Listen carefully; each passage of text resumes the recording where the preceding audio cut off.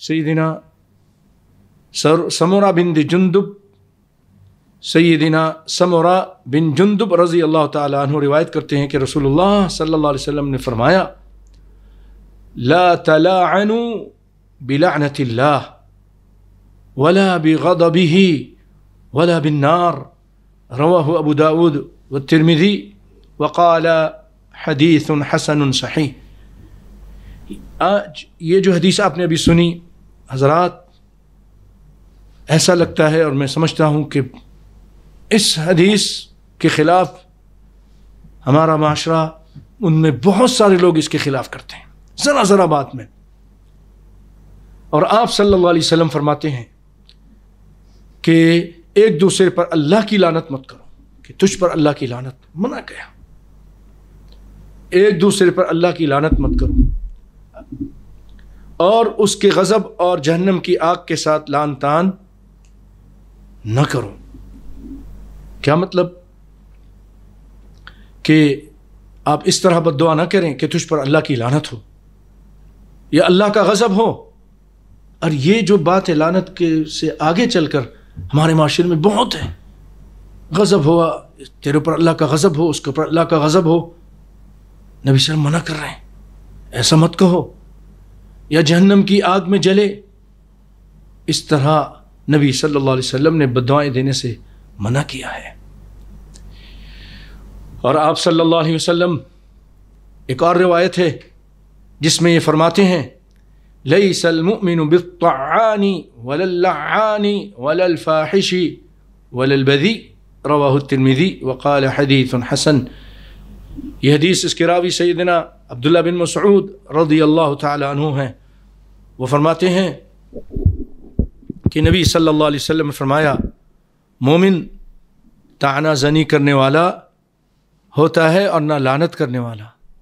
نہ طعنہ دیتا ہے نہ لعنت کرتا ہے جو مومن ہوتا ہے. نہ فحش بکنے والا، فحاشی والے کلام، بے حیائی والے کلام، فحش نہیں بکتا. اور نہ ہی فضول گوئی، فضول. اللہ فرماتے ہیں قولوا قولا سدیدا، فضول باتیں مت کرو. نبی صلی اللہ علیہ وسلم فرما رہے ہیں بیکار باتیں. اور زبان درازی کرنے والا نہیں ہوتا.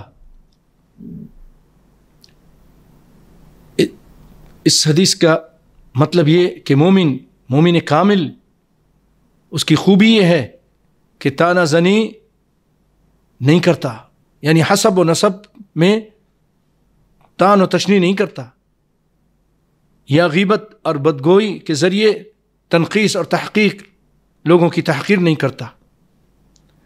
جن لوگوں کی عادت ہے ہر وقت لعن طعن کرنا، سب و شتم کرنا، جیسے آج بہت سارے لوگوں کی عادت ہے، تو ایسے لوگوں کو ڈر جانا چاہیے کہ نبی صلی اللہ علیہ وسلم نے اس سے منع کیا ہے.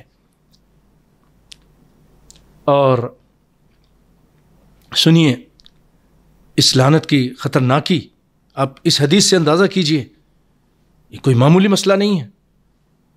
سیدنا ابو الدرداء رضی اللہ تعالیٰ عنہ روایت کرتے ہیں کہ رسول اللہ صلی اللہ علیہ وسلم نے فرمایا ان العبد اذا لعن شیئا، آدمی جب کسی چیز کو لعنت کرتا ہے، کسی چیز پہ لعنت بھیجتا ہے، صعدت اللعنت الى السماء، تو یہ لعنت سیدھی آسمان کی طرف جاتی ہے.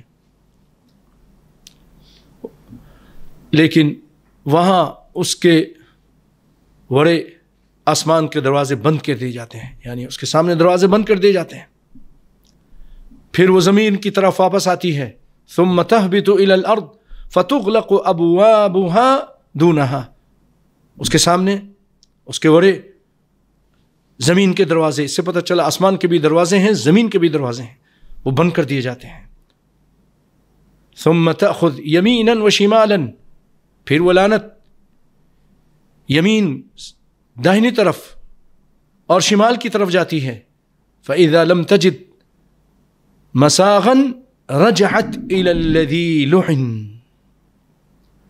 پھر جب اس کو کوئی جگہ نہیں ملتی، گنجائش نہیں ملتی کدھر جائے، تو وہ لوٹتی ہے جس کی طرف وہ لعنت کی گئی. جس آدمی نے، کسی نے کہا فلاں تجھ پہ لعنت، تو اس آدمی کے پاس جاتی ہے.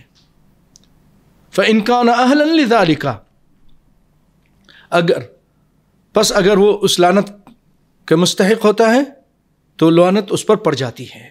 وَإِلَّا، یہ آپ سنیے، وَإِلَّا رَجَعَتْ إِلَىٰ قَائِلِهَا،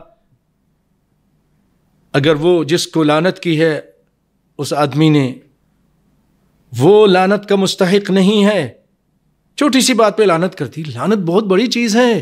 وَمَن يَلْعَنِ اللَّهَ فَلَن تَجِدَ لَهُ نَصِيرًا، جس پہ اللہ لعنت کر دے اس کا کوئی مددگار نہیں ہے. لعنت جیسے آپ نے سنا کہ مسلمان کے قتل کرنے کی طرح ہے، اس کو معمولی نہ سمجھیں. آج بہت ساری عورتیں اپنے بچوں کو لعن طعن کرتی رہتی ہیں، اپنے گھر کی چیزوں کو، اپنے گھر کے چولہے کو، تو جناب کسی اور جو گھر میں استعمال کرتی ہیں سامان چیزیں اس کو لعنت کرتی رہتی ہیں. اپنی گاڑی کو بہت سارے لوگ کرتے ہیں. اس کو معمولی سمجھا ہوا ہے. آگے سنیں گے آپ، یہ کتنا خطرناک مسئلہ ہے، کتنا حساس مسئلہ ہے. اگر وہ شخص جس پر لعنت کی گئی ہے، جو جیسا کہ آج ہماری عادت ہے چھوٹی چھوٹی بات پر ہم لعنت کر دیتے ہیں، اور وہ شخص اس کا مستحق نہیں ہوتا ہے اپنے بچے کو یا اپنے کسی چیز کو، تو پھر کیا ہوتا ہے؟ وہ لعنت اسی پر لوٹتی ہے، اس بیوقوف پر، اس لعنت کرنے والے پر لعنت اسی پر پڑ جاتی ہے، ملعون ہو جاتا ہے.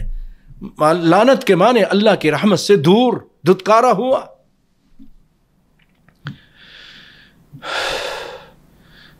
ایسا شخص جس پہ اب یہ لعنت ہو گئی اپنی ہی وجہ سے، اپنی ہی کرتوت، اپنے ہی فعل کی وجہ سے، اب یہ شخص اللہ کی رحمت سے محروم، اور اس کے عتاب و غضب اس کا وہ نشانہ بن جاتا ہے. اس لیے ہم سب مسلمانوں کو چاہیے کہ ہم لعن طعن کرنے سے بچیں.